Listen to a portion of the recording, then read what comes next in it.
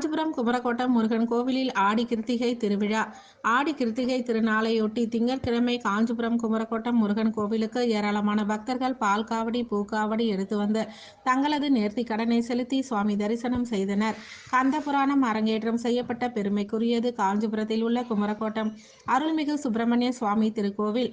இக்கோவிலில் ஆடி கிருத்திகை திருநாளையொட்டி அதிகாலை 4 மணிக்கு நடை திறக்கப்பட்டு சிறப்பு அபிஷேகம் நடைபெற்றது. கூட்ட நெரிசலை தவிர்க்கவும் பக்தர்களின் வசதிக்காகவும் உற்சவர் முத்துக்குமார சுவாமி சிறப்பு அலங்காரத்தில் வள்ளி தேவானையுடன் கந்த புராணம் அரங்கேற்றம் செய்யப்பட்ட மண்டபத்தில் பக்தர்களுக்கு காட்சி அளித்தார். சின்ன காஞ்சிபுரம் சௌராஷ்டிரா சமூகத்தை சேர்ந்த ஸ்ரீ பாலமுருகன் குழுவினர் 146 பேர் சங்க தலைமையில் 90வது ஆண்டாக மயில் காவடி எடுத்து வந்து நேர்த்தி கடனை செலுத்தினார்கள். பக்தர்களில் பலரும் பால் காவடி பூக்காவடி ஆகியவற்றை சின்ன காஞ்சிபுரம் திரௌபதி அம்மன் ஆலயத்தில் இருந்து பாத யாத்திரையாக குமரக்கோட்டம் முருகன் கோவிலுக்கு எடுத்து வந்து நேர்த்தி கடனை செலுத்தி சுவாமி தரிசனம் செய்தனர். பக்தர்களில் சிலர் கன்னங்களில் வேல் குத்தியவாறு சுவாமி தரிசனம் செய்ய வந்திருந்தனர். கோவில் தலைமை சிவாச்சாரியார் KR காமேஸ்வர குருக்கள் தலைமையில் சிறப்பு பாலாபிஷேகமும் மூலவர் சுப்பிரமணிய சுவாமிக்கு நடைபெற்றது.